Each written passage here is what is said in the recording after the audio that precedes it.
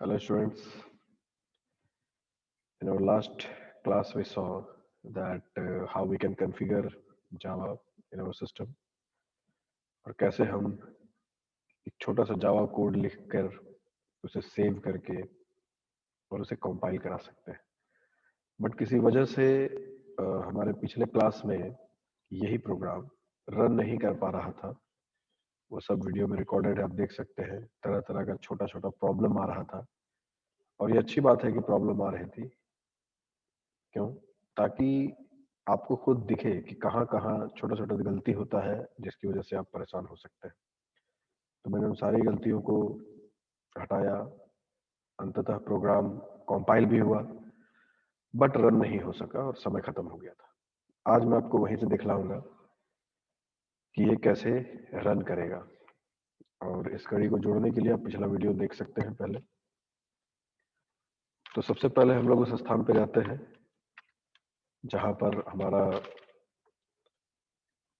वो programme saved है। Programme कहाँ सेव्ड है आप देखिए, एरो की देखिए, ये ई ड्राइव जावा रिवाइज के अंदर first dot Java, this is the file name और इसी स्थान पे हमें पहुंचना है। तो जावा के अंदर रिवाइज फोल्डर है, आ गए हम वहाँ। dir कमांड से देखिए क्या क्या है। तो आप देखिए कि एक फाइल जो हमने बनाया था वो है यहाँ पे फर्स्ट डॉट जावा, किस तारीख को टाइम सब दिखा रहा है यहाँ पे। इसे हमें कंपाइल कराना है पहले, जावा सी फर्स्ट डॉट जावा। मैं आपको बता दूं कि जावा सी एक कमांड है जो काम करना तब शुरू करता है जब हम जावा को प्रॉपरली कॉन्फ़िगर कर देते हैं पाथ में। ये सब पिछले क्लास में बताया जा चुका है। तभी ये काम करेगा, नहीं तो ये काम नहीं करेगा। तो कंपाइल कराते हैं। तो पिछले वीडियो में आप देख सकते हैं कि 2-3 बार हमने कंपाइल कराया, छोटी छोटी प्रॉब्लम्स थी वहां पर, तो उसकी वजह से वो कंपाइल नहीं हो पाया था। तो तब वो हुआ कंपाइल परफेक्टली हो चुका है। ये कैसे पता चलता है? कोई एरर मैसेज नहीं आएगा, बस इत्मीनान से किया जाएगा। एक और चीज यहाँ समझिए कि जब मैंने dir किया तो यहाँ पर आप देखिए कि फर्स्ट डॉट क्लास नाम का एक फाइल बना हुआ ऑलरेडी दिख रहा है। लास्ट टाइम जो हुआ था उसका डेट एंड टाइम देखिए। ये ये भी कुछ देर पहले भी मैंने ट्राई किया था। अभी फिर देखिए dir, ये अभी का डेट एंड टाइम दिखा रहा है। मैंने अभी अभी ये ताज़ा ये फाइल बना है, ताज़ा, ठीक है, फ्रेश। अब इसे हमको रन कराना है। हमें रन कराने के लिए जावा कमांड लिखना होता है, स्पेस देते हैं और ये फर्स्ट डॉट क्लास जो है ना, ये हमारा कंपाइल होने के बाद एक क्लास फाइल बना है, वही फर्स्ट नाम देना है। फर्स्ट किस चीज का नाम है? हमारे क्लास का नाम है। डॉट क्लास ये लिखने की जरूरत नहीं है, सिर्फ द नेम ऑफ फाइल। और अंदर की बात यह है कि फर्स्ट हमारा क्लास नेम है जिसके अंदर मेन फंक्शन है। ये आप धीरे धीरे समझ जाएंगे। यानी कि उसी क्लास का नाम हमें यहाँ पे लिखना है जिस क्लास के अंदर मेन फंक्शन हो। यहाँ देखिए, पब्लिक स्टैटिक वॉइड मेन, तभी वो रन करेगा। ये बात मैं क्यों कह रहा हूँ, हम आगे देखेंगे कि हम एक ही प्रोग्राम में काफी सारे क्लासेस बना सकते हैं, मगर जिस क्लास में मेन फंक्शन है उसी का नाम यहाँ पे लिखना है। तो जब हम जावा फर्स्ट लिखते हैं तो ये इस फर्स्ट क्लास में ये कमांड क्या करता है? मेन फंक्शन ढूंढता है। अगर मिल जाता है तो काम होता है, नहीं मिलता है तो फिर कोई दिक्कत आएगा। तो अभी देखते हैं क्या बोलता है। जावा इज वर्किंग, ये एक स्टेटमेंट या एक आउटपुट आया है। कैसे आया है उसको समझते हैं हम। तो जैसा कि मैंने अभी बताया आपको, एक बार फिर बता दूं, ये आपको पहले से भी हो सकता पता हो कि मेन फंक्शन कुछ होता है जो कि ये है, जिसका दायरा है यहाँ से यहाँ तक, इस करली ब्रेस से इस करली ब्रेस। तो मेन फंक्शन में जो कुछ भी इंस्ट्रक्शन हम लिखते हैं वही इंस्ट्रक्शन एग्जीक्यूट करा सकते हैं या होता है। बाकी फंक्शंस के भी इंस्ट्रक्शंस को हम एग्जीक्यूट करा सकते हैं, बट उन फंक्शंस को फिर हमें मेन फंक्शन में डायरेक्टली या इनडायरेक्टली कॉल करना होता है। तो ये सब कॉम्प्लिकेटेड बातों पे फिलहाल आप ध्यान ना दें। फिलहाल आपको ये समझना है कि ये आउटपुट क्यों है। देखिए, मेन फंक्शन है, इसको मैं डिटेल में अभी समझाऊंगा। और उसमें एक ये स्टेटमेंट लिखा हुआ है कि भाई system dot out dot print और ये जावा इज वर्किंग। तो ये क्या है भाई? तो आसान शब्दों में ये आउटपुट कराने के लिए एक तरीका है जावा में। ये आसान शब्दों में भाषा में हो गया बात कि ये क्या है, ये आउटपुट अगर आप कुछ कराना चाहते हैं तो उसके लिए ये लिखना पड़ता है। तो मान लीजिए हमें ये एक सेंटेंस आउटपुट कराना है, तो हमें इस सेंटेंस को या इस वर्ड को या इस ग्रुप ऑफ वर्ड्स को या इस स्ट्रिंग को डबल कोटेशन मार्क के अंदर लिखना पड़ेगा। अब अगर आप ये सोच रहे हैं कि डबल कोटेशन नहीं देंगे तो क्या होगा या उसका देना क्यों जरूरी है, तो मैं आपको ये बता दूं कि जिस प्रकार इंग्लिश लैंग्वेज में, हिंदी लैंग्वेज में ग्रामर होता है, ग्रामर तय करता है नियम और कानून कि शब्दों का प्रयोग या चिन्हों का प्रयोग हमें कैसे करना है, कहाँ करना है, फुल स्टॉप कहाँ यूज होगा, आई मीन पूर्ण विराम, फुल स्टॉप, जो भी कॉमा वगैरह कहाँ यूज होगा, इन सब का एक नियम है। हम ऐसा नहीं कि अगर हम कोई सेंटेंस लिख रहे हैं, दिस इज एन एप्पल, तो दिस के बाद कॉमा लगा दिए, इस के बाद कॉमा लगा दिए, एन के बाद फुल स्टॉप लगा दिए, एप्पल लिख दिए, फिर वहां पर स्ट्रॉफी लगा दिए, कुछ भी ऐसे हम अंदाजी या बेमतलब नहीं लिख सकते। तो ये कौन तय करता है कि हमें उस सेंटेंस को कैसे लिखना है? तो वो ग्रामर है, वो तय करता है कि हमें ऐसे लिखना है। उसी तरह से हर एक प्रोग्रामिंग लैंग्वेज का भी एक रूल है, एक नियम है, और वो बहुत स्ट्रिक्ट है। तो हमें प्रोग्रामिंग लैंग्वेज में उन नियमों को भी समझते चलना है कि किस चीज को कैसे लिखना है, और ये कोई बहुत बड़ा मुश्किल काम नहीं है, बहुत आसान है। तो वही यही है कि भाई अगर आपको कुछ सेंटेंस आउटपुट कराना है, कुछ भी आउटपुट कराना है, तो हम ऐसे लिखते हैं system dot out dot println, और उसके बाद एक स्मॉल ब्रैकेट या इसको पैरेंथेसिस भी कहते हैं।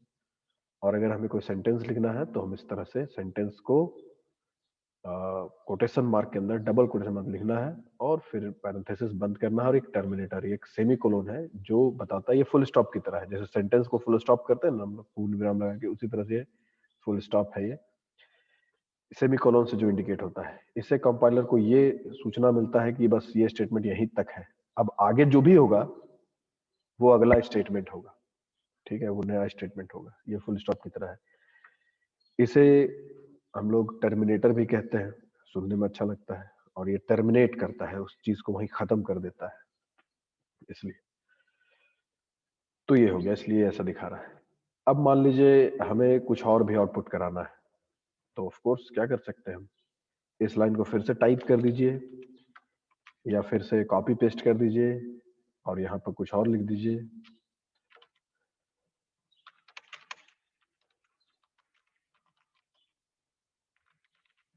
ये मैंने लिखा, कुछ भी, हम कुछ भी लिख सकते हैं, कैन राइट एनीथिंग। ठीक है, ध्यान आपको ये देना है कि कोई भी चीज लिखना है तो करली ब्रेस के अंदर होना चाहिए। जावा में हर चीज क्लास के अंदर होता है। ये देखिए, क्लास यहाँ से शुरू हुआ, यहाँ बंद हुआ, उस क्लास में एक मेन फंक्शन है, और उस मेन फंक्शन में हम अभी सीख रहे हैं आउटपुट कैसे कराते हैं। तो हमने पहला इंस्ट्रक्शन ये लिखा, दूसरा हमने ये लिखा।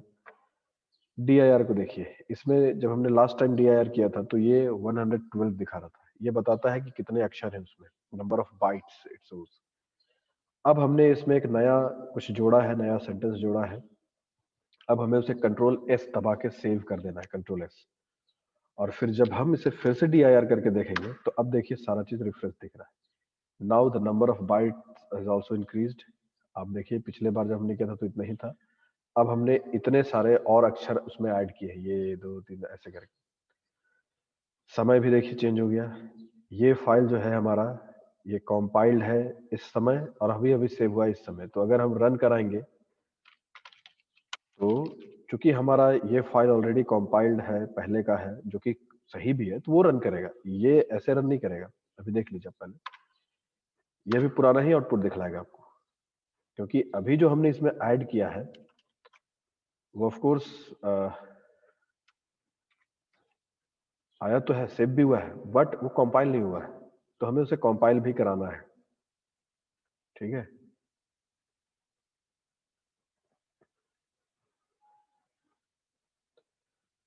तो देखते हैं हम लोग।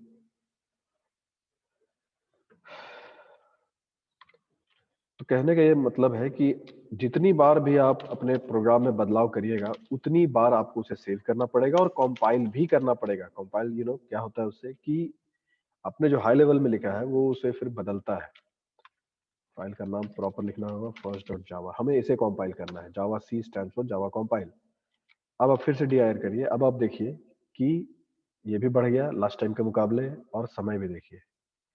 फाइल सेव करने के 1 मिनट बाद ये कंपाइल हुआ है फाइल।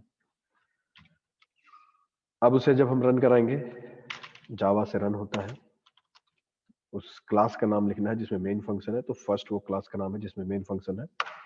देखिए स्पेलिंग गलती भी हो सही भी हो, जैसे कि यहाँ पर इट इज लिखना था या इट्स ओनली लिखना था, ये गलती गलती हो गई, ठीक है, ये गलती आपकी है। कंप्यूटर के इसमें कोई गलती नहीं। आप जो इंस्ट्रक्शन देंगे कंप्यूटर वही करेगा। अगर आपको लगता है कहीं गलती हो गई तो प्रोग्राम को, कोड को फिर से देखिए, सुधारिए, सेव करिए। जैसे कि मैंने यहाँ पर इट्स इज नहीं होना था, इट इज होना चाहिए था। It's common thing, no no problem. तो अब हमने उसे सुधारा। तो अब देखिए फिर हमें सेव करना होगा छोटी छोटी चीजें परफेक्शन के लिए। अब आप देखिए एक अक्षर घट गया उसमें से, क्योंकि मैंने एक अक्षर डिलीट किया। उसका सेव टाइम चेंज हो गया क्योंकि इस समय अब सेव हुआ, मगर ये तो पुराना ही है। यानी हमें क्या करना होगा, हमें फिर से उसे कंपाइल कराना होगा। और फिर देखिए, क्योंकि उसी मिनट को ये सेव हुआ और उसी मिनट को कुछ सेकंड के बाद ये सेव हुआ, इसलिए मिनट तो वही दिखा रहा है, सेकंड चेंज हो गया है। अब जब हम इसे रन कराएंगे, अप एरो दबाने से पुराना कमांड आता है, तो टाइप करने से बच सकते हैं। अप एरो या डाउन एरो दबा करके आप पुराने कमांड्स को देख सकते हैं। Now it is corrected. तो ये हो गया। इसी क्रम में मैं आपको कुछ और भी समझाना चाहूंगा। जैसे मैंने आपको एक और बात बताया था ना कि जैसे ही हम टर्मिनेटर लगाते हैं तो अगला इंस्ट्रक्शन वो फ्रेश इंस्ट्रक्शन है ऐसा देखने लगता है। क्या मतलब हुआ इसका? मतलब ये हुआ कि हम अगर चाहें तो इसको यहां से भी लिख सकते हैं। क्या ऐसा संभव है? मतलब एक ही लाइन में दो दो स्टेटमेंट क्या ऐसे लिखा जा सकता है? बिल्कुल लिखा जा सकता है। एक और लिख दीजिए।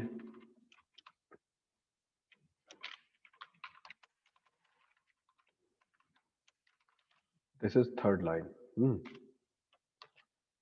सेव करिए। अब आप देखिए dir करके नंबर ऑफ बाइट्स तो बढ़ ही गया। ये सेव इस समय हुआ है, कंपाइल पुराना है। फिर से कंपाइल करके देखते हैं कहीं कोई दिक्कत तो नहीं है। कंपाइलेशन में भी कोई गलती नहीं हुआ है। फिर से dir करके देखिए, सही है। रन करा के देखते हैं, बिल्कुल काम कर रहा है। तो क्या सेम लाइन में लिख सकते हैं? ऑफ कोर्स लिख सकते हैं, कोई दिक्कत नहीं है। मगर ये खुद हमें ही परेशानी होगा। क्यों? अब देखिए, हमको अगर इस पूरे लाइन को पढ़ना है तो हमको उधर तक जाना पड़ेगा, ऐसे बढ़ना पड़ेगा, तो ये सब कोई फायदा नहीं है सब लिख के। तो इसीलिए हम लोग इसको नॉर्मली इस तरह से लिखते हैं, देखने में भी अच्छा लगता है और बाकी चीजें भी ठीक है इसमें। अब इसमें कुछ वेरिएशंस लाते हैं हम लोग, जिस प्रकार, अच्छा, मैंने आपको ये बताया कि ये एक स्टेटमेंट है जिसके थ्रू हम लोग आउटपुट करा सकते हैं, जिसको ऐसे ही हूबहू लिखना है। अच्छा, इसमें एक और चीज ध्यान देने वाली बात ये है कि जावा केस सेंसिटिव लैंग्वेज है। ये एक बहुत ही जरूरी बात है, बहुत ज्यादा जरूरी कहे। केस सेंसिटिव होता है, मतलब केस दो प्रकार का होता है, lower case and upper case. Lower case मतलब हो गया स्मॉल लेटर, और अपर केस मतलब कैपिटल लेटर। मतलब मैं एक छोटा सा उदाहरण समझा दूं आपको। ये कैपिटल लेटर हो गया, ठीक है, इसी को अपर केस भी कहते हैं। अब इसी को हम ABCD स्मॉल में लिखे हैं तो ये स्मॉल लेटर हो गया, इसी को लोअर केस भी कहते हैं, ठीक है। तो अपर केस और लोअर केस ये होता है और कुछ नहीं होता है। तो केस सेंसिटिव का मतलब क्या होता है? केस सेंसिटिव का मतलब होता है कि जावा लोअर केस और अपर केस को अलग अलग समझता है। मतलब कैपिटल ए और स्मॉल ए दोनों टोटली अलग अलग चीजें हैं। हमारे लिए एज ए ह्यूमन बीइंग ये कैपिटल है, ये स्मॉल है। यहाँ भी ए फॉर एप्पल होता है, यहाँ भी ए फॉर एप्पल होता है, कोई मतलब नहीं है, ठीक है सब। बट जावा में और ऐसे बहुत सारे प्रोग्रामिंग लैंग्वेजेस में ये कैपिटल ए अलग है और ये स्मॉल ए अलग है।